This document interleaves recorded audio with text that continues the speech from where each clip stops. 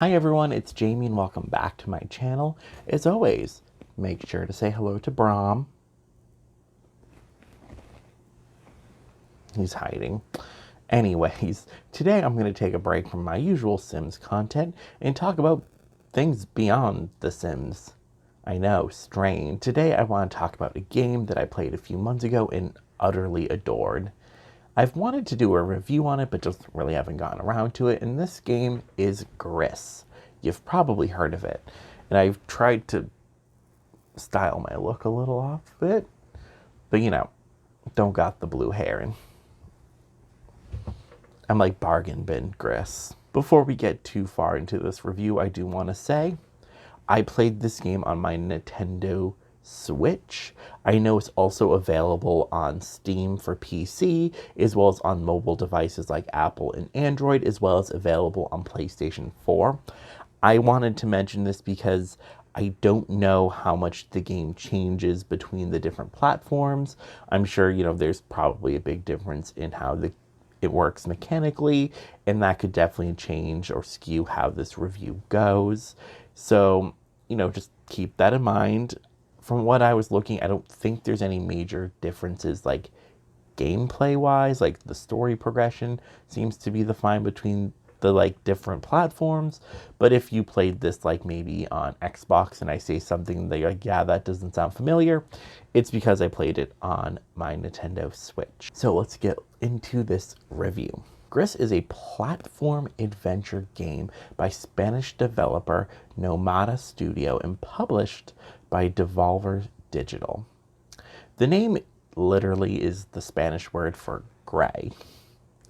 This is because the character you're playing has been trapped in this colorless world. As the game continues, your character collects these different stars that allows her to gain new abilities that'll help her overcome the upcoming obstacles.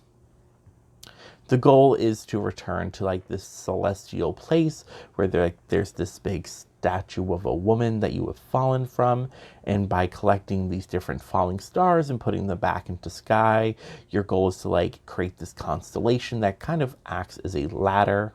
As your character explores this crumbling and kind of abandoned world, you'll also start to reintroduce colors. So you go from being this kind of grayscale world, and then slowly colors like blue and red get introduced. I don't want to spoil a lot of the gameplay or the ending for anyone, especially for those who are coming here to see if this game is even worth, purchasing. But I will say I really love this like unique and kind of provocative, visually at least, the way the colors begin to bleed in as you go through these different kind of chapters. And like I said, the goal is ultimately to kind of like return to this like heavenly or celestial place.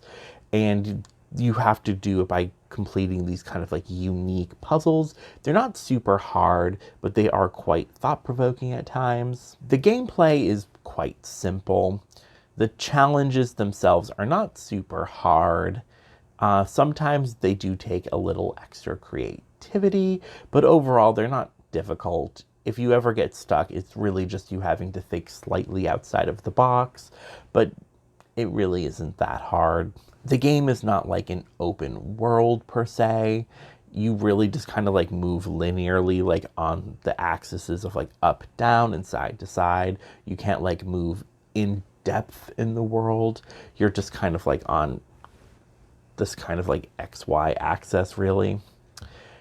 I do quite like this because I do think it could maybe get quite complex or confusing, but also it helps really move the game along because there's really only so many places you can go and get to. Another thing is, at least on the Nintendo Switch, the movements and the different like skills you gain are quite intuitive and quite easy to kind of like swap through. I don't know if this is true for other, systems, but at least on the Nintendo Switch, I found just kind of playing the game to be quite intuitive and easy. For me, it only took me a few days to complete this game, but you can definitely go at your own pace. If you really wanted to, you could probably like speed run it and finish it in a day. If you wanted to drag it out quite a bit, that it's possible, especially since by collecting all these different special mementos, apparently you can unlock a kind of like bonus ending scene, quite like really at the end. However, you know, these aren't required to like finish the game. It's just kind of like a, hey, you did that. I think this adds some replayability because upon my first play, I didn't know about that, and I did not collect all of the mementos. There is a story or like a loose narrative. Like I said, there's kind of, you're just like on this mission, you're finding these different kind of like fallen stars and using them to return to this realm. And as you go through, you're restoring color to the world. And every time you restore color, you're met with like a different title. And all of these titles are taken from the 5 stages of grief. And while, you know, many discredit the science behind the research Kubler-Ross did on her research around the 5 stages of grief, it's still quite popular in, not just like our pop culture world, but it's been, it's still quite cited in a lot of different art. And it's still, many people, they'll say, yep, the science behind the 5 stages of grief is kind of not science, but they'll still talk about it because it's still, it still helps people sometimes to contextualize their sadness in that, even if our ability to process sadness isn't quite as simple as the Kubler-Ross model makes it.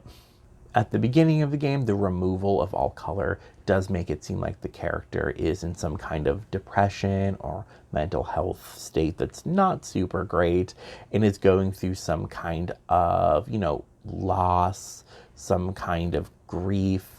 There really is no definitive, like, this is what happened. Like, as the story goes, you can start to kind of piece together, like, this idea of what's going on, but there is no, like, official, like, this is that. A lot of the reviews I read, people did kind of have, like, their own ideas and kind of, like, their own, like, oh, I think this represented this and that.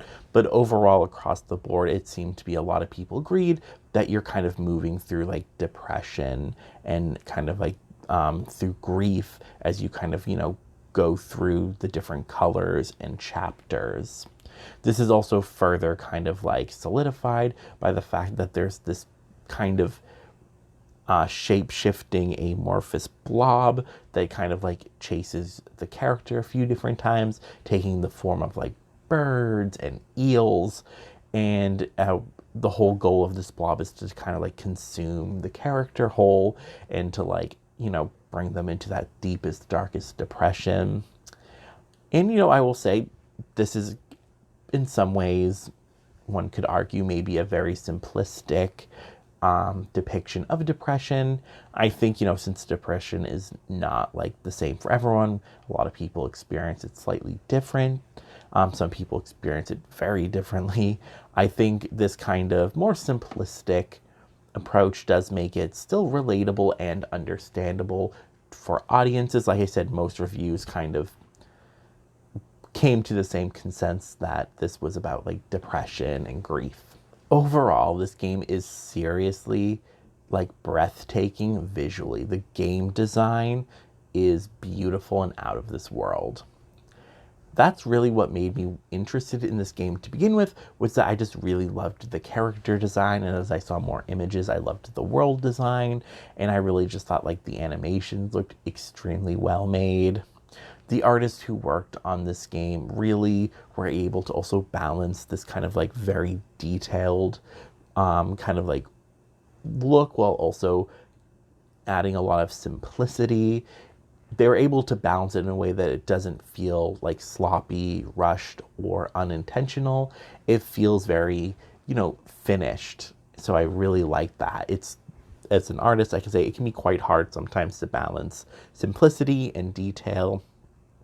If you have areas that are super detailed and then areas that are more simplified and kind of just open space, it can sometimes feel quite unfinished, it can feel unintentional, and it can even feel maybe a little sloppy. The game design here is just really beautiful. They're really able to like get it. You know, if I were to like nitpick, I guess I could say, you know, up close when you see our main protagonist, she has like this full, you know, very in-depth character design, and like her hands are drawn. But then when you see her outside of the kind of like these scene cuts, when you see her just like you're playing her, she has like these kind of like stick limbs that are very like reduced. I personally don't mind this. I think it still looks very visually nice, and it makes it very distinct too. Like you're not gonna like mix this game up for another one because it is so visually distinct. I often don't talk about sound design when I talk about games, but you know, it's more of not because I don't enjoy it, but just more of I don't really have, in my opinion, the like correct background to talk about it in a way that feels very informed. But I want to say the sound design and the music composition for the score are really like amazing, top notch. They deserve their flowers. The sound designers, the designers of this game, really they went above and beyond, if you ask me. Since I don't really have the proper knowledge or like skills to really talk about it, I did find this quote from David Mayfield's review of kind of the game, and he went in and talked about the sound design, and I kind of partially agree with this quote, so I'm going to read it. Whilst on the topic of the soundtrack for just a moment, I have to say that it is all incredibly moving, with sublime solo cellos and female voices for the more intimate sections of the game, with full strings in choir for when Gris is crying in front of the statues. My one and only complaint is regarding the implementation of some of the earlier cues. It is rare for me to say this, but it felt like there was too much music in the barren desert sections. Other than that, this soundtrack is incredibly moving. I don't really agree with his like assertion that there should have been less music in the desert section. I quite love the soundtrack and the sound design in that section. I think it's for me, it really is what makes the desert scene a lot more terrifying, and really helps grip like the severity of the situation. So while I don't agree, I do though agree with his assertion that like the full strings with the choir while the main protagonist is crying is quite beautiful and moving, as well as like the solo cello and kind of like the solo vocals are very intimate and very beautiful. And overall, it is an extremely moving soundtrack, and the sound design is so incredibly well thought out. Like I really couldn't not talk about it in this review. Overall, I really enjoyed Gris. I do think the ending, to put it nicely, is not very strong. It's not like the weakest ending ever, but I didn't leave the game feeling, I don't think I left the game feeling the way they wanted me to. I think they really wanted to have this very strong emotional ending, and for me, it was this kind of like an ending, or not an more just kind of like a satisfactory. It met the requirement and blow me out of the water. Like for me, the ending isn't like the strongest part of it, and you know that's not necessarily a bad thing. You know, the saying, it's not about the destination but the journey.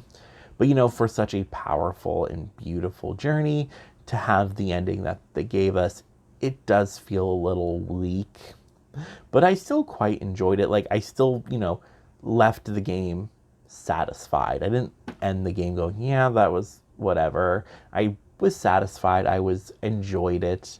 And you know, it's definitely a game that I think is worth playing. Even despite me saying like, you know, if I were to say like the game up until the ending is like the earlier seasons of Games of Thrones. No, that's not even fair. The last season of Game of Thrones is so bad. This is so much better. So yeah, just know that going in, the ending, at least for me, just felt like it could have been stronger. But other than that, I really did like it. Like I said, I think the designers from the sound design to the animation to the art design team, all of them, they deserve their flowers. Give them what they deserve. The credit is due. And for me, the real one issue with this game is the replayability. For me, it just doesn't have a lot of replayability because it's not that it's not fun, and you could definitely play this, again and still enjoy yourself. Because like I said, the visual of it is so breathtaking. But part of the problem, if you were to ask me, with the replayability is since the game is so straightforward with kind of like its narrative and direction, and there really aren't any side quests, to replay it is to literally just replay it as you did before. And like I said, there's nothing inherently wrong with that. But for me personally, when you replay a game, or at least when I do, I try to look for ways to play it differently. Like, what can I do differently this time to maybe get a slightly different experience? This game doesn't really allow that, and that's not necessarily a bad thing, but it is something to, kind of consider. And it is one of those things that does kind of bring down the replayability. However, though, it's definitely a game I can see myself returning to. Like I said, there is the little inclusion of the collectibles that you can get that unlock a kind of special end scene. But like I said, other than that, it's the same game. I do also want to note, since I'm so used to playing The Sims, a game that has no definitive end, when I play games like this that do have a clear ending, I do get a little thrown off for a second. It's I almost forget that this is how most games work. So I will say that maybe be part of the reason why I'm not a huge fan of the ending, but I also do think it's mostly just because I don't think it's as strong as it could have been. But, with all of that said, I really liked this game. I really enjoyed my time. I thought it was super creative. It's so unique, and it's overall just so distinctive, and its design is so artful. A lot of video games to me feel very design heavy in the sense that it's very neat, it's very clean, the lines are very defined edges, and it makes sense. You're generally not selling a game to people who are more in the artistic field and are looking for more painterly, more artistic expressions in their games. And I think that's part of the reason I am so drawn to this game, because it is so visually beautiful as an artistic. I always say, The Sims 4 is a beautiful game, but it's beautiful because the way they're able to capture how sunsets look and beaches, it's earthly beautiful, This is the kind of where it's artfully beautiful. It's painterly for the sake of painterly art beautiful. It's not beautiful for the sake of because it has to be beautiful. It's beautiful because its beauty is not a logical decision, if that makes sense. Making The Sims 4 beautiful is a logical choice. You want The Sims to look beautiful. You want the world to look beautiful, because then people will want to play the game. And, it feels more maybe realistic to the world or whatever. This, however, is art for art's sake, and I really like that. For people who aren't artists, that might be hard to follow, but I'm hoping my fellow artists will get what I'm saying. Overall, though, just ending this, I will say I don't really like doing rating systems. People are I'll give this a 4 out of 5. And I think part of it is I just don't have a rubric for myself to kind of judge it on. But I will say, if you're intrigued at all in this game, it is worth getting, in my humble opinion. It's super fun.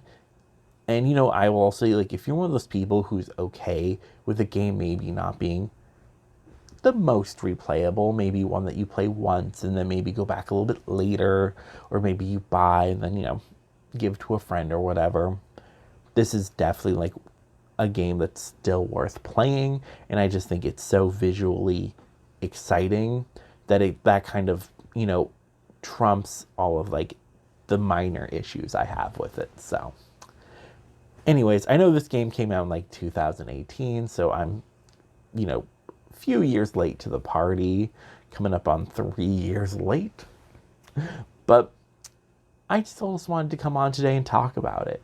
Let me know down below if you've played Gris. Let me know what you think about it. Let me know if you like some of like my opinions on it. Maybe you disagree. And let me know if there's any other games like Gris that you think I would enjoy, or some other games that you might know that I play that you would like me to kind of review and talk about. Anyways, thank you so much for watching this video, and I'll see you in the next one.